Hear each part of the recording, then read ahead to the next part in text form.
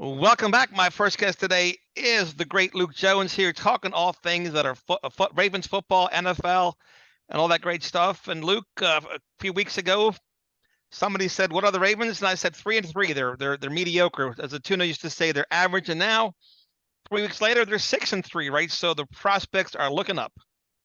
No question about it. It is amazing that the course of 3 weeks, you can start feeling so much better about a football team. And I think in reality, I think most of us, what you just said and Bill Parcells, the old adage, you are what your record says. I think we all could see that this team was still pretty good at least because they had built double digit leads in all these games. And you don't do that week after week after week without having some very clear ability.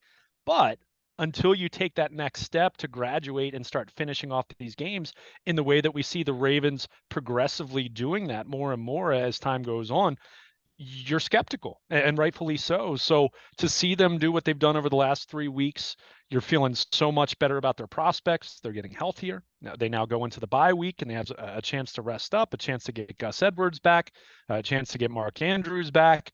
They'll get J.K. Dobbins back at some point. Expectations for him, I think you just see where he is. John Harbaugh did confirm this week Marcus Williams is expected back sometime in December, so that's not imminent, but he's still expected to return, which will shore up the back end of that secondary. But you just look at this team, and I think for me, the offense performed fine on Monday night. When you consider everything that went on, they were able to run the ball. They did well. But for me, the headliner was the performance of the defense, and certainly a lot of excitement with Roquan Smith, Justin Houston, AFC Defensive Player of the Week. But you just look at this defense and just about everywhere you look, other than maybe corner, and we can get into that in a few minutes. But the depth is looking much better, and they have multiple options. And I think Justin Houston's a great example of this. He played over 100 snaps over the first 2 weeks of the season. Keep in mind, he had a sack in each game. It's not as though he was playing poorly, but you looked at that and you said, "There's no way that this is tenable." A 33-year-old pass rusher playing this much. He gets hurt in week 3, and whether that has had anything to do with his workload or not, who knows? Injuries happen. But since he's returned over the last 3 games, multiple sacks in each of those games, and he's played a total of 70, I think it's 73 plays he's played over the last 3 weeks, 30 fewer than he had played over the first 2 games combined. That right there tells me, one, you have much better depth at outside linebacker now, and it's going to get better with David Ajabo coming back after the bye week and adding him to the mix.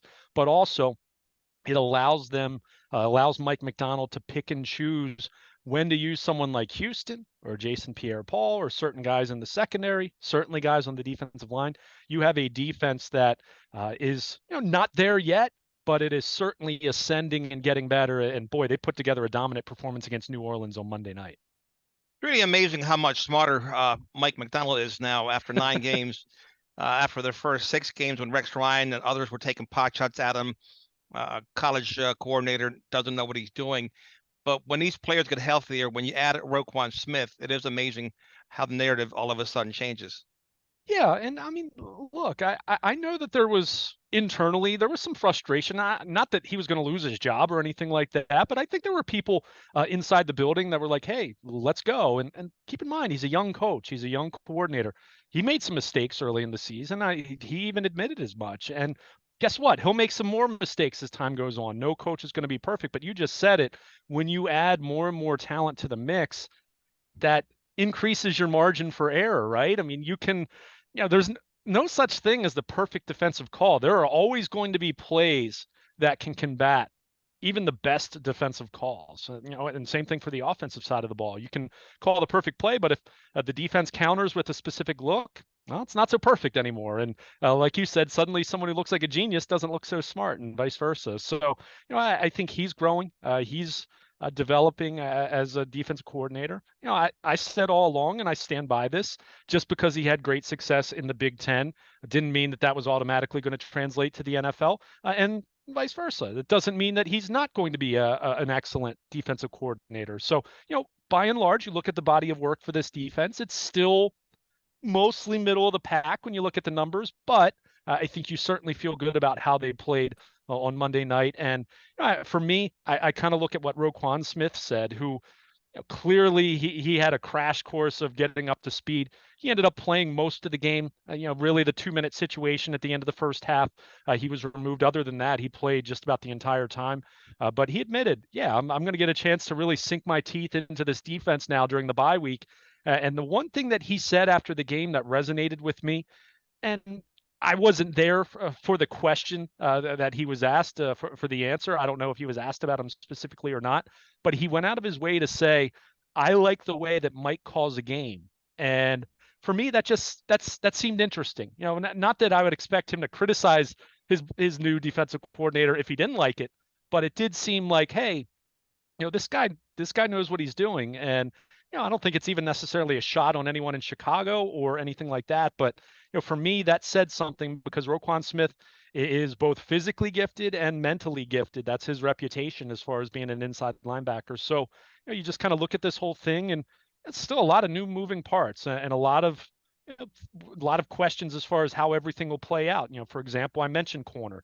I think in an ideal world, you'd have one or two more established corners for depth purposes. They don't have that right now. However, what we have seen the last couple of weeks is Kyle Hamilton playing more of a big nickel role, and I think that's something that has worked nicely for them, as opposed to leaning so hard on a Brandon Stevens or a Pepe Williams. So we'll see how that plays out. Again, all it takes is one or two teams to make adjustments, and then you're kind of shuffling or kind of scrambling again to figure things out. But I think that's something that can alleviate some of the concern there. But by and large, you look at this defense right now, and there's a lot to like, and I think there's more upside to be found over the second half of the season. Where, let's face it, look at the schedule, and again, it's on paper. You got to go out and play, but as it stands over the next several weeks, Carolina at Jacksonville, Denver with a Russell Wilson who hasn't looked very Seattle Russell Wilson like, Pittsburgh, and we'll see when they go to Cleveland what Deshaun Watson looks like at that point in time. But that's certainly a lineup of quarterbacks there and offenses there that aren't going to scare you a whole lot. So it's a chance for this defense to eat and build even more confidence as they get later into the season. I'd like to speak a little bit more about Mike Macdonald. Before I do that, though, I feel better going to Cleveland because Roquan Smith is on the field now, because Nick Chubb ran all over the Ravens, particularly in the fourth quarter at M&T Bank Stadium. That game was very much in question right until last minute. I feel better now that they're going to go against Joe Mixon and Kareem Hunt and Najee Harris up in Pittsburgh. Having Roquan Smith, I think he does elevate the defense, and it was obvious right away. But you and I had picked the Buccaneers to beat the Ravens, and glad that we were both wrong. And you and I picked them to beat the Saints. And you and I would have been happy with a split, right, between those teams. And let's face it, we were looking at 5-4, and 6-3 is a very, very good position for this team to be in. Now with Mike Macdonald, I was on his bandwagon early. He had coached for the Ravens. He just wasn't a pure college coach with no zero game experience in the NFL. But he was able to unlock the David Ajaba's potential, Aiden Hutchinson. Both of those players gave him credit for unlocking their potential. And we've seen Zadarius Smith. We've seen number 9 for the Patriots now. Drawing a blank. Matthew Judon. We saw Yannick Ngakoue wasn't just a really good fit. So I'm just wondering, for all of Wink Martindale's gifts, was there something missing? And I guess that's a story that remains to be told at some point, if these pass rushers do in fact pan out and develop with the Ravens.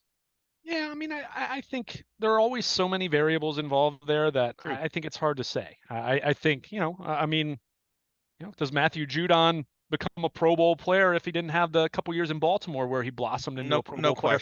And maybe it's just the next step for him. So it's fair. It's a completely fair question. I mean, the one thing I will say, and this is something that was true when Dean Pease was the defense coordinator as well. I do know the Ravens, and I think it's still true to a degree. Maybe it's lightened up in some ways, with some of the things that they're doing with their pass rush. But they've always asked their edge guys to do a whole lot. I mean, Correct. it hasn't been a case where, they're not just playing 4-3 over or something, or, just a more traditional 4-3 No, scheme where, that's fair. these edge guys are just defensive players or defensive ends just going after the quarterback. So, I think it's a very good question. And in all honesty, Dennis, I'm not enough of a football X's and O's guru to really give you a high level answer for that, but it's something I've wondered.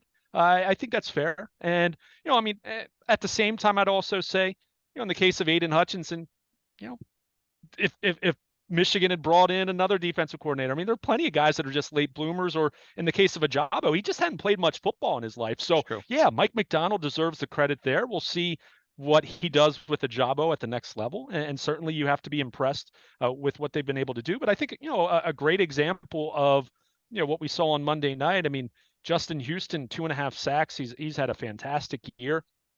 But you look at each of those plays, there were one or two other guys pivotal to setting that up. So, in the case of, this Ravens pass rush, it's been, and even going back to the Wink Martindale years, it's been very complimentary what they try to do. It's rarely been situations where guys just line up and win one-on-one battles, and that's that, right? I mean, they haven't had that Von Miller, you know, Khalil Mack kind of, just dominant edge guy like some teams have had. So, but I think it's fair, and it'll be interesting to see how it plays out. And, one thing I would say in that department, the one guy I'd like to see break out here, because it has been a slow first half for him, is, let's look at Odafe Owe and say, well, we kind of thought he was going to really break out, and, he flashes. I'm not saying he's a bad player, but, to this point, has he really lived up to being that surefire first round pick that the Ravens were really excited about getting? I think the jury's still out there, which is fine. But, we'll see how it plays out. But I do think it is interesting. And, you always wonder about some of these guys, especially, as you mentioned, Zadarius Smith, 4th round pick, Matthew Judon, 5th round pick.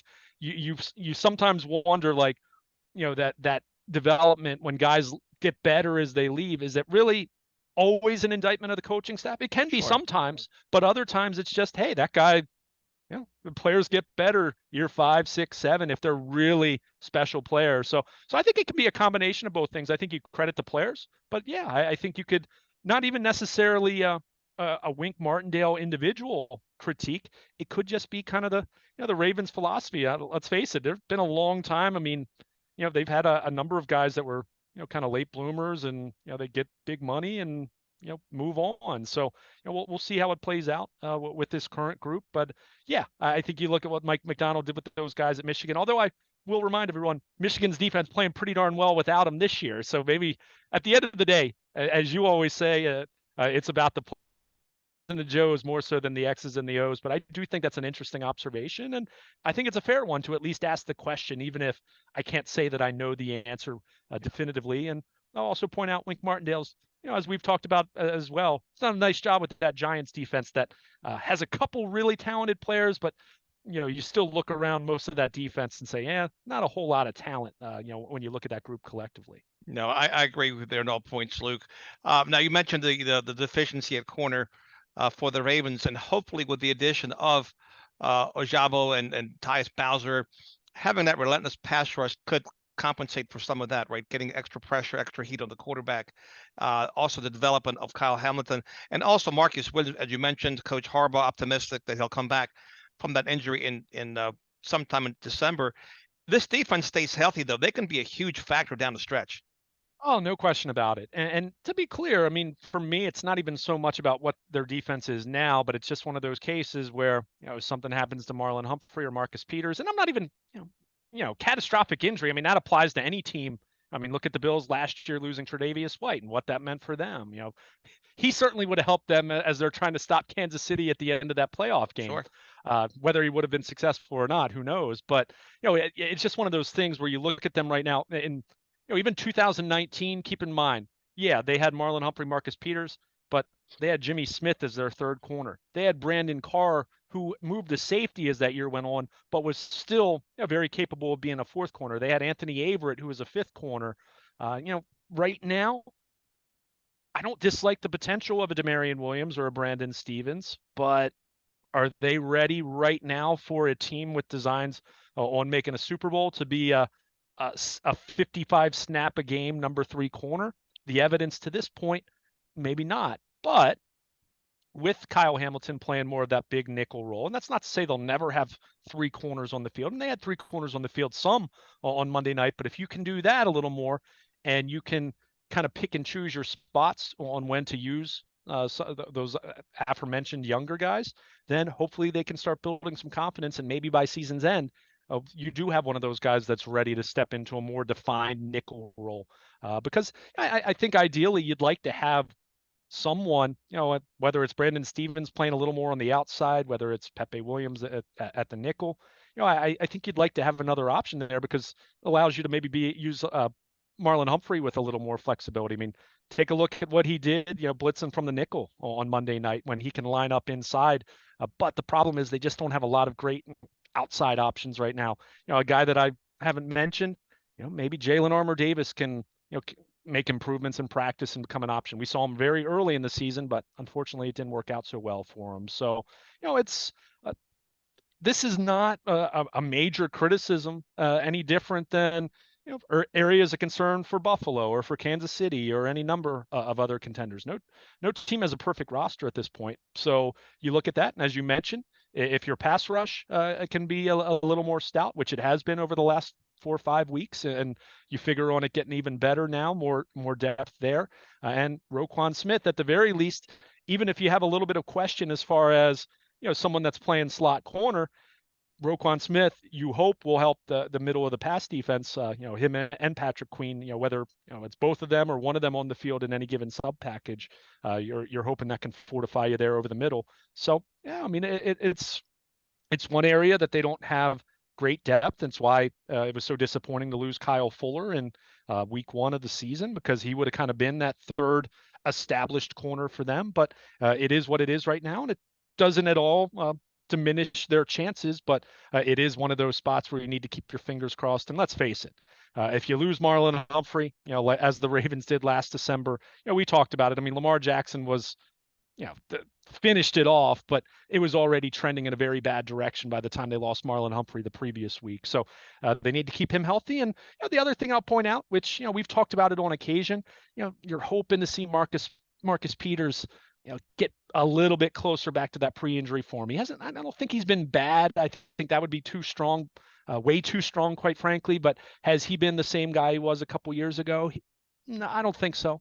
But at the same time, he's approaching 30 years of age, and he's coming off of a major knee injury. So, I think that's part of this, and you hope that you can keep him healthy, manage his practice reps, and he can hit another level before season's end. I think that's entirely plausible. Now, we may not see 3 corners on the field at the same time, but on the other side of the ball, the offense, we may see 5 tight ends. Now with Charlie Kohler getting healthy, I can't imagine they'll have 5. But can you imagine they come out with 5 offensive linemen, Lamar Jackson, and 5 tight ends? And that would be something else, right? Have Mark Andrews split out wide, lined up against a cornerback. But I do think that Kohler getting healthy will give him another body, another option. Not saying he's going to be a superstar by any means, but they did draft him ahead of Isaiah Likely. Yeah, and I think for him it's going to be tough. And we saw this with Rashad Bateman last year. When you have surgery that takes you out of training camp and the early portion of the season, I think it is tough to get back into the mix. He's going to practice. He's on the 53-man roster. I would expect they'll take long looks at him during practice. I'm not necessarily anticipating him being active against Carolina. I think he's got a ways to go in that regard. And I think it was George Gotsey on Tuesday, their tight ends coach, said that he's only practiced fully a couple times, because they were obviously easing him back into it, coming off of the sports hernia surgery. So we'll see how it plays out for him. What you said is valid, and I can't say that he stood out a ton back in the spring, and apparently this was something that had limited him even going back to his college days. I mean, it's a sports hernia. Anyone who's had something like that, a core muscle issue like that, it can limit you. So I don't think we've seen his best in terms of practice, but he made some plays in the spring, and I wouldn't dismiss that possibility whatsoever. I think it's one of those things you have to see how it plays out, and a big key for him, just as it was for Isaiah Likely, because let's face it, we didn't see much of Isaiah Likely after the first couple games of the season. There was quite a while there where he kind of fell out of, not that he wasn't playing at all, but his snaps were going in the wrong direction. And a big reason why, Dennis, is couldn't block. And it got to the point where teams kind of knew when he was on the field, the Ravens were throwing. And that's not good. If you're going to play this tight end heavy offense that the Ravens like to play with Greg Roman, you got to have your tight ends able to do both. What we've seen in recent weeks is Isaiah Likely's gotten better as a blocker.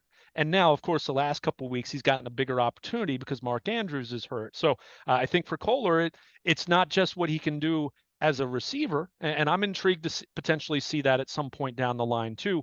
It's also how can he block? How does he block? I mean, it's one reason why Josh Oliver, kind of, I don't want to say came out of nowhere, but certainly we weren't expecting him to even make the roster, and yet we've seen him make the occasional play here or two. A big reason why is he's improved as a blocker, and to the point where between that and Nick Boyle, just knowing what he's been through health wise, he kind of leapfrogged Nick Boyle in the pecking order. So, I think it's going to take something like that for Charlie Kohler to really get an opportunity. But again, gets the practice, which he couldn't do for 2.5 months or whatever it was. So it's good to see him back on the practice field. I haven't been able to see him, do anything meaningful. As you know, Dennis, we don't get to see much during the regular season, but I'll certainly be interested seeing what happens with him. And wouldn't at all be surprised to see him in the mix at some point. I just don't think it's necessarily going to be imminent. Kenyon Drake looks like he's really coming on strong in the last 3 weeks, doing some nice things in the running game and also in the passing game.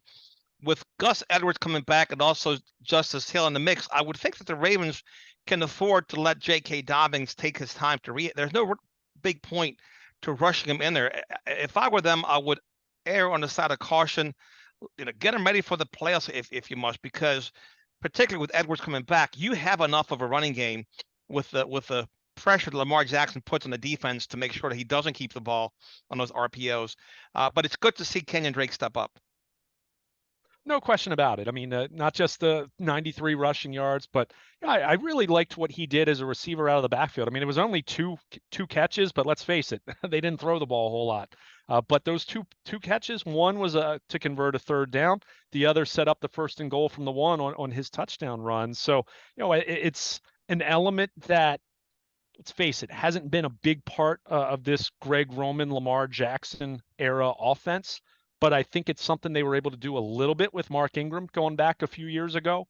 And I think it's something that you'd like to be able to tap into more. And it's something I think they had major designs on doing last year before J.K. Dobbins got hurt in the preseason. So I'm with you on him. I think Drake has been a really nice end of summer addition who's paid some major dividends for them. And I think you're right about J.K. Dobbins.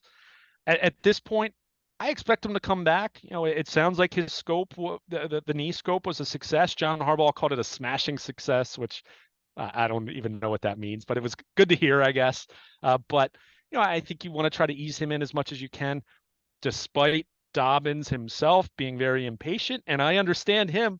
Let's face it, he's got a business decision to make that he wants to get back and kind of start showing that he can be the same guy, because next year is a contract year for him. So I understand his frustration, but at the same time, like you said, when you look at this running game right now, I do think they are in a position where they can take their time with him. And keep in mind, he's not even eligible to be activated until after the Carolina game, but I'm guessing the way that they've ramped up their injured players so slowly, I'm guessing maybe he won't take a full 21-day practice window, but I'm guessing they'll take their time with him. And you're right. I mean, it's not a situation where they need to rush him back. And I think when you look at the way Gus Edwards has looked, before the hamstring, but sounds like he'll be totally fine. This was a minor deal they just wanted to be careful with. But between him, Kenyon Drake, and Justice Hill, who I'd still like to see get a couple more carries here and there. I mean, not even that Drake's done a really good job. I just think Justice Hill, to me, he just has some explosiveness that maybe wouldn't translate to carrying it 12 times a game, but I'd like to see him touch the ball a little more, because I feel like that one fumble aside, really good things have happened when he's carried the football. So, but you're right. They're in a really good position, unlike last year where They were just searching for it. And I think last year their offensive line wasn't playing nearly as well as this offensive line either. I think we could talk all we want about all these different guys other than Lamar himself, superstar quarterback, MVP caliber quarterback.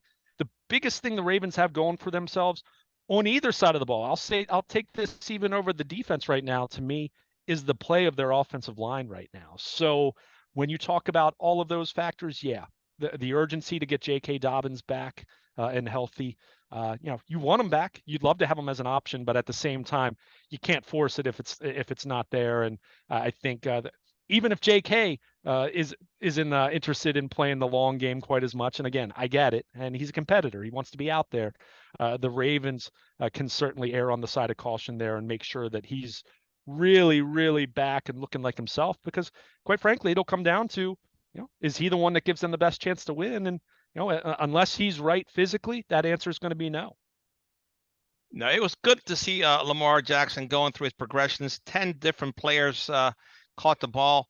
I'm curious what happens when Mark Andrews does come back. I mean, we've seen Lamar try to force the ball to him when he's double covered, sometimes triple covered, right? So he has to develop more confidence in the rest of the receivers in order to be able to spread that ball around, and versus having target fixation going to his comfort blanket, which security blanket, which I'm not blaming him for it, but it does seem like when he's not in the game, Lamar tends to spread the ball out more.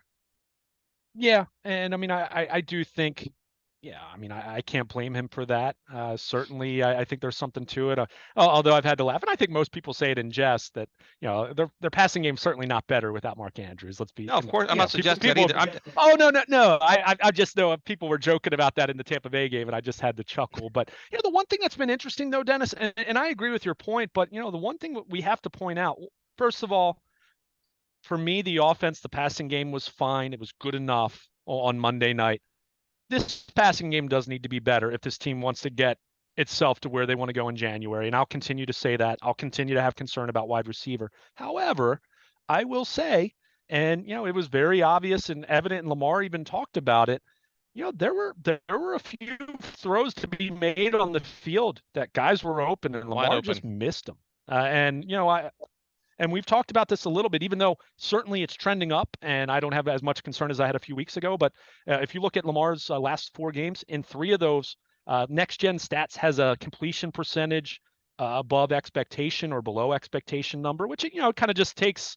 It has all this data they track over the years as far as quarterbacks throwing to certain areas of the field and coverage and all those different things. But you kind of look at his completion percentage; it's been well below expectation in 3 of the last 4 games. Now, I'm not saying that that's a signal to press the panic button or sound the alarm or anything like that. What I am saying is, as much as even guys like me have said, I don't think they have enough at wide receiver, which I'm still not sure that they do, to be totally honest, if I'm being completely genuine in just stating my opinion. However, there have been some times where guys have been open and Lamar hasn't connected with them, which, hey, some of that's going to happen. No quarterback's going to be perfect. But when you have this is why 2019 continues to be so special and difficult to reach that level. When you have a lower volume passing game, you've got to hit on those when they're available to you. So that's where you kind of look at this thing and say, all right, yeah. And everything you said about Mark Andrews when he comes back and Lamar needing to trust other receivers is spot on. But at the same time, those two have almost an innate chemistry where they don't even have to, they don't even have to talk about it. It's just there. But at the same time, Lamar will be the first to tell you there have been some plays that have been on the field to make, and he hasn't made them the last couple of weeks. So, this passing game is going to continue to be a work in progress. You can't lose someone like Rashad Bateman, who figured so prominently into their plans to the point that they didn't replace Marquise Brown, which I still disagree with. But again, we've talked about that. We'll continue to talk about it most likely. But in the meantime, I definitely think there are still some plays to be made out there, and whether it's a Demarcus Robinson or Deshaun Jackson, if he can stay on the field. Certainly Devin Duvernay, which, by the way, I'm still mystified. He only had 1 touch on Monday night, even with an impressive victory that there's not a whole lot to complain about. I was still baffled by that. But it's certainly something they're going to have to work on because, as we know, at some point in time, and It may not be anytime soon, quite frankly, Dennis, when you look at the opponents coming up. But as we get to later in the season and knowing what looms in January for a team that I fully expect to win the division and make the playoffs at this point, we do know that there are going to be some better defenses and some hyper specific game plans that are able to contain their running game a little bit better than usual. And that's when they will have to throw the ball more, and you want to be able to see them do that at a high enough level that they can break through and make a deep run. Luke, I knocked Lamar for missing the open receivers, but I also defended him in the fact that he didn't turn the ball over. And when you see Yeah. Aaron Rodgers, players of his ilk and caliber, and other quarterbacks just giving away games, I rewind and go back to Trent Dilfer. What he said, all these Star Wars statistics.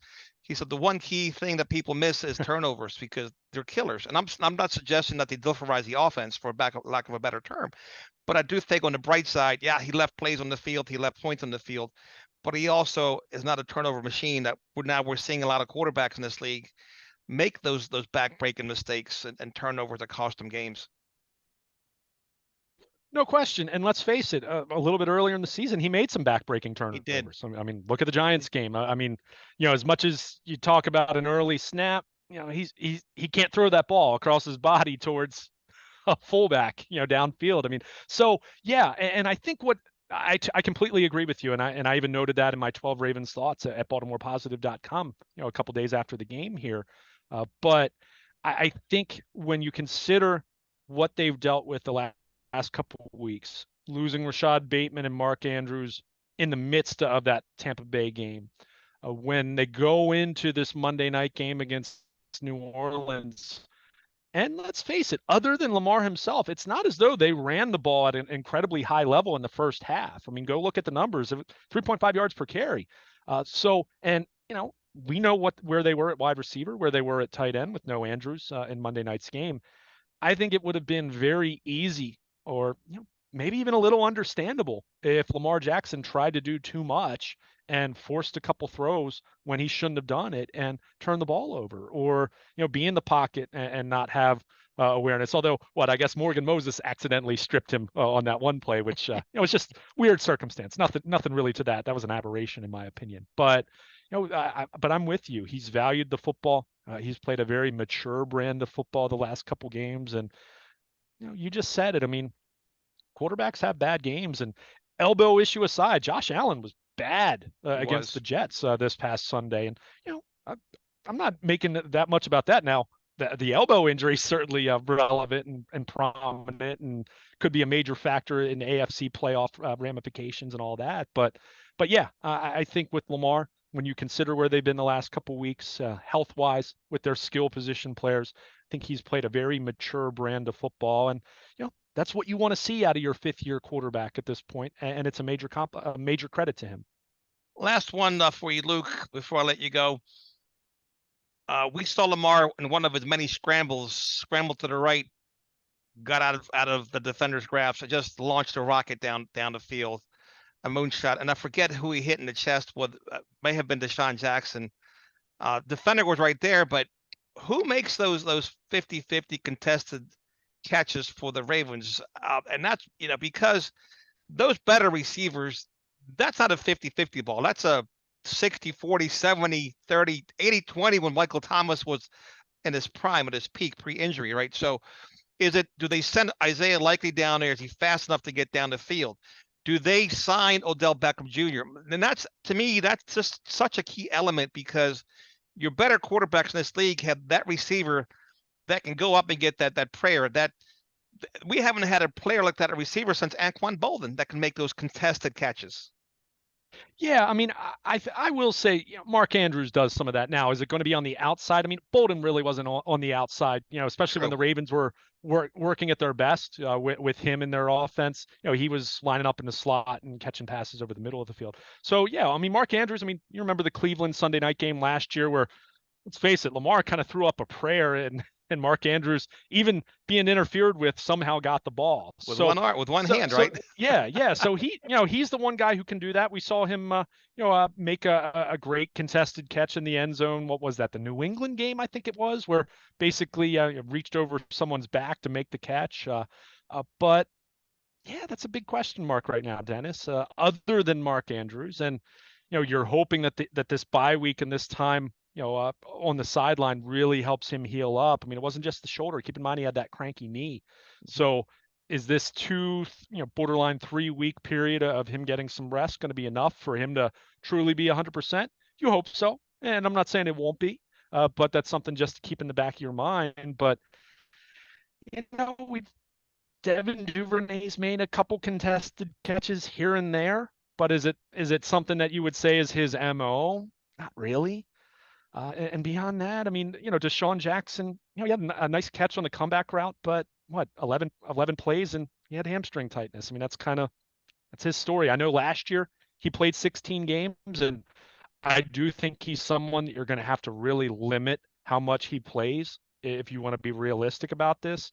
But it's why I go back to why I had such a problem with putting all the eggs in the Rashad Bateman basket. Something happens to him, you're really, And you're we talked hurting. we talked So we that's talked where, about that, right? We talked yeah, about that. We did.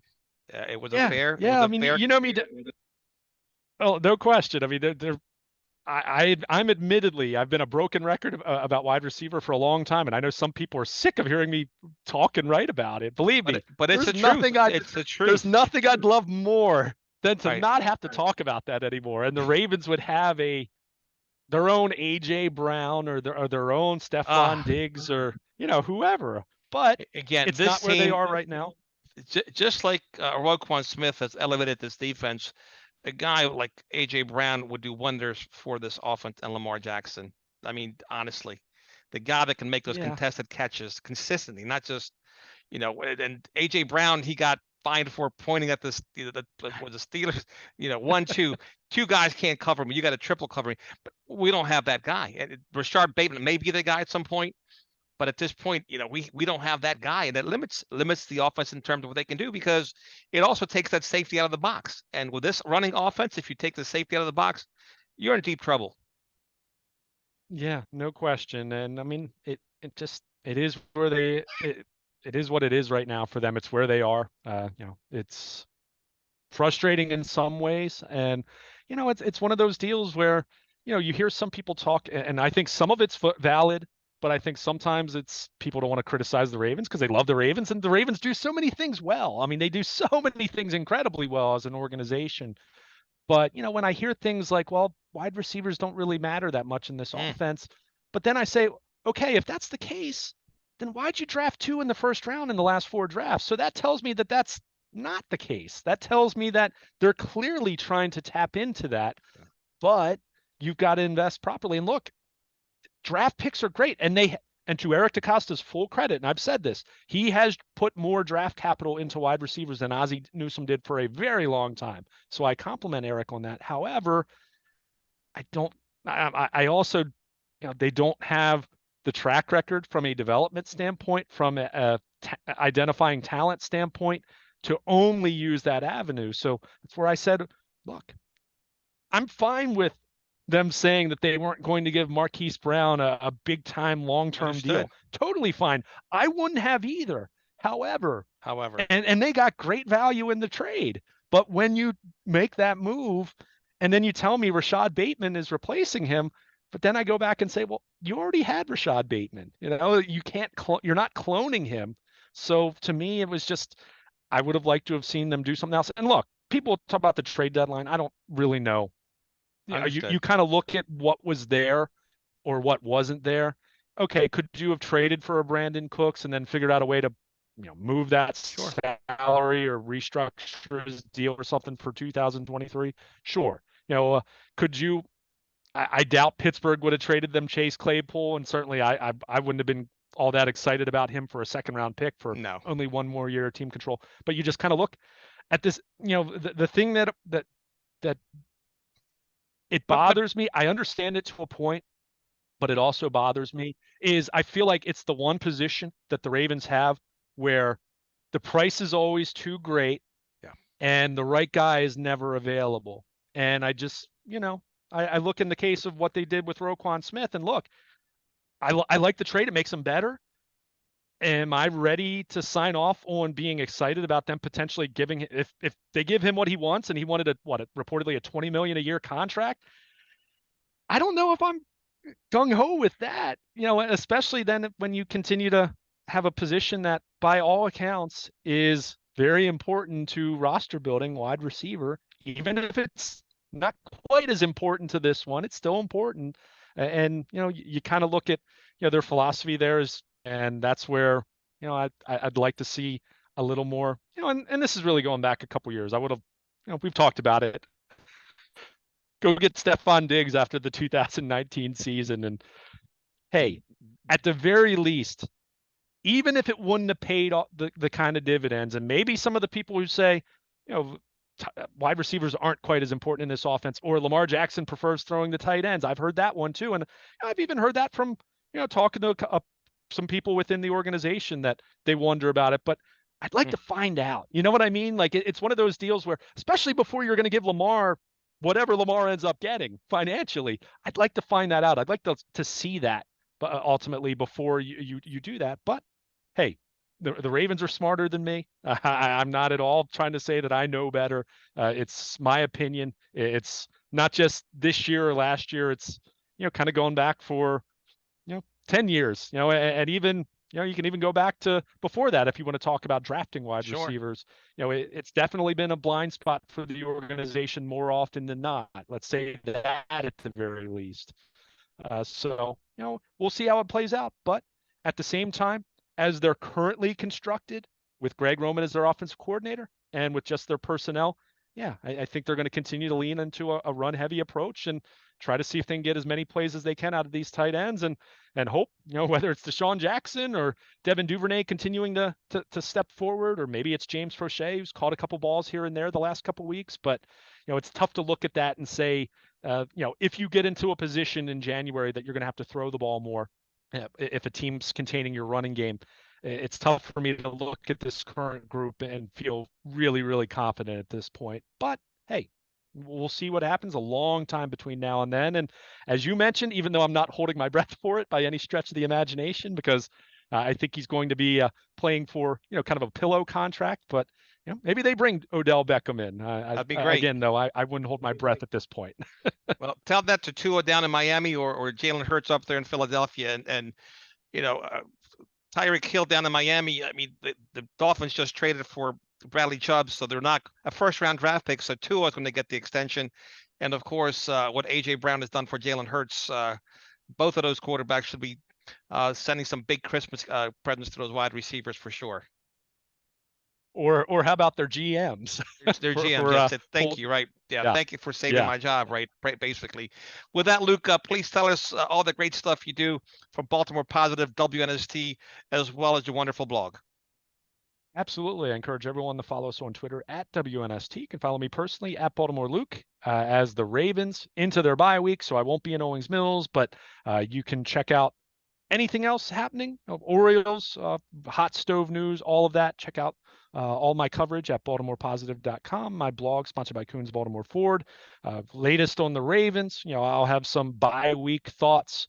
Certainly, if there are any any roster moves, anything of that nature, I'll certainly have that. And as I mentioned, Orioles, latest news for them.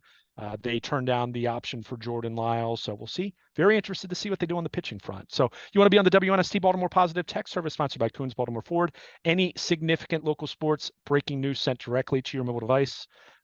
Could be game day inactives, final injury report, any significant roster moves, all of that via the Baltimore Positive Text Service, sponsored by Coons Baltimore Ford. And of course, anything throughout the week on AM 1570 with Nestor.